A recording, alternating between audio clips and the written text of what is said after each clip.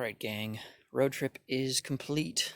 Went to Gig Harbor and back to pick up the last, well, theoretically, hopefully, the last parts from Jimmy, the green Discovery. These are the items that actually came from it. I'm tracing all sorts of other parts down from the ends of the earth, but the last few parts are nothing particularly exciting, but we've got a Land Rover spare with an okay tire. We have the original brass radiator, which is really, it looks like it's in good shape. We'll find out if it leaks, and if it does leak, it's actually relatively easy to repair, hopefully. Once again, if it turns out this one is bad or needs more work than is worth repairing, get a little more visibility there, just packaging. If this one does need more work than it's worth, there is an identical one from a 95 in the junkyard that we got all of the intake manifold parts from in hardware. And we have the front bumper there, which of course is missing. And it was, as you saw in the video, or will see depending on how it's edited, missing from the junkyard one. So that would have been a hard piece to track down and an almost impossible piece to ship. So that is a very nice find. And that is not a Land Rover Discovery piece. What is that? Well, you'll be glad to know that I have not completely abandoned Audis. They're still very near and dear to my heart, and I am still hoarding parts for those. That is an Audi 4000 Quattro gas tank in decent condition. The person who replaced it had a nearly perfect one to go in, so that is a perfectly usable tank, but they just happened to have one that was in next to new condition that they swapped it out. So there's a little bit of shaky rust. I just need to clean it out really well, but if I was on the west side, it ended up being maybe with traffic an hour out of my way to grab that, and it was free. So thank you very much to the fellow that's actually kept that for me. He put a post on the forum and asked if anyone wanted it for free. And even a ton of people in Seattle, no one wanted it. And I said, hey, I'll take it if you can hang on to it for a little bit. Sure enough, he did for almost 2 months, I think. So there we go. We got radiator. We have an alloy wheel with an acceptable tire. It's decent. It's just, I haven't checked the date code on it, but it doesn't have a ton of tread. I don't know what size it is. I don't even know if the size matches, but there it is. And then that bumper, and that would have been the hardest to source of the three without paying $1,100 for replacement or $2,000 for an ARB or an upgrade. So there we go. Is this the last of the parts for our friend Jimmy? Time will tell, but we have checked a lot of things off the list, which is awesome. And that means we'll be getting to work soon. So stay tuned, guys. Thanks. So what we're going to do, we're missing most of the skin of it, the corners and the license plate mount and stuff is missing. But I don't really care about that, and hopefully the buyer won't too much as well. If I have to track them down, I will, but it's a lot of plastic and it hangs down pretty low, so most people that off-road these things just take them off anyways.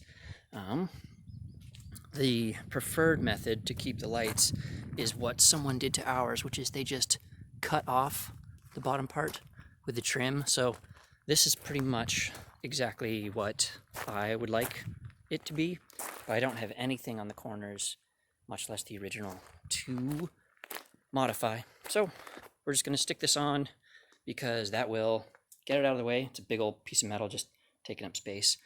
And oh yeah, don't you know, matching zinc coated brand new hardware ready for installation, because that's just how we do it. So I know you guys have been complaining about not getting enough action shots, so we're gonna film this one going into place.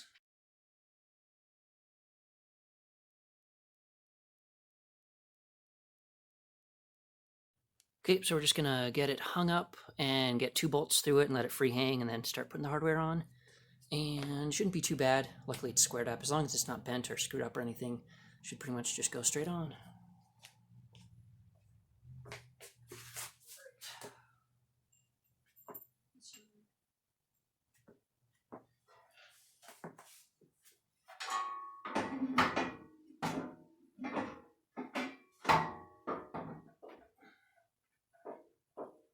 And of course, slightly misfit. Okay, this one first.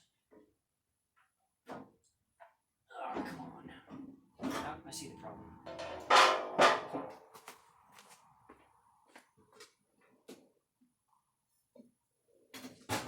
body hammers we trust. You know what? That's going to require some modification. So, what's going on here is we've got some protrusion here, and it is slightly splayed out. So I'm going to do a little bit of test fitting before we get it in finally. On a move that will surprise no one. It did not go on quite as smoothly first try, and I think it's just a matter of getting banged around. So we peeled that back in a little bit with just some trusty pliers, and then gave a little bit of a waka waka and a wanga banga. And now it will at least clear it, and then the bolts should go right in. So, round next. Let's try this again.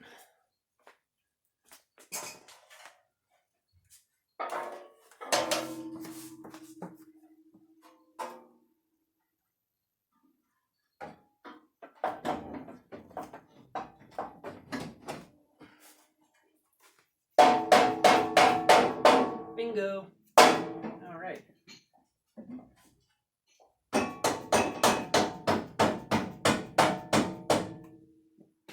Now, it does go above this lip, so I want to be careful not to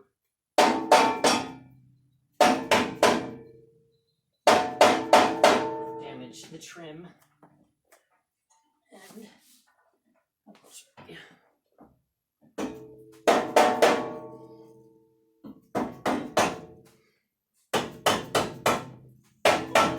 Oh yeah, this fits so much better than the one on the red one. Bumper on the red Land Rover, I should say. Getting there. Oh yeah.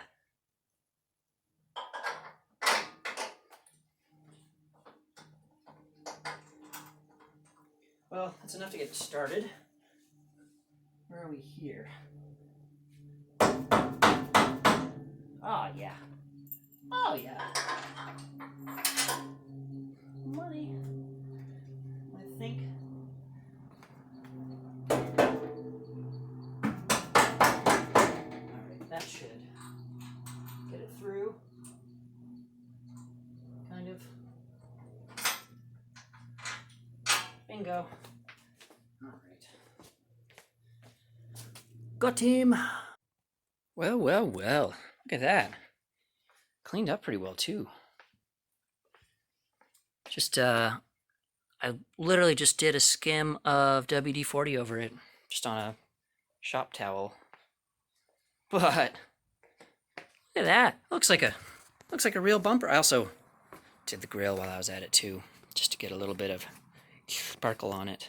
But, also, just to reiterate how just deliciously rust-free the frame is here. Just the tiniest bit of, surface rust on the stuff that basically gets all the road splashing, but there's a nice, shiny, zinc-coated grade 8 hardware. Just, I can't bring myself to not put the nice stuff on it. I actually do have the center license plate trim, but I do not have the corners. And if I only had, I'd put the corners on, but not the middle. So that's just gonna be how it is for a little bit.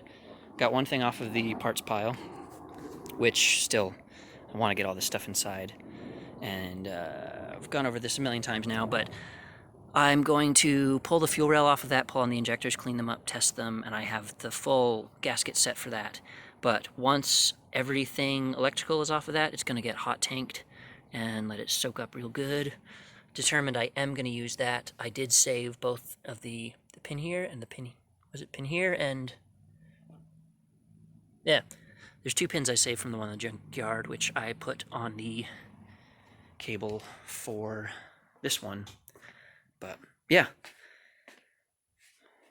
little piece, it's sticking out like an inch. I was going to leave it off just so there's a little more clearance around it, but I'd much rather have it on the vehicle and out of the way and done with. So there we go.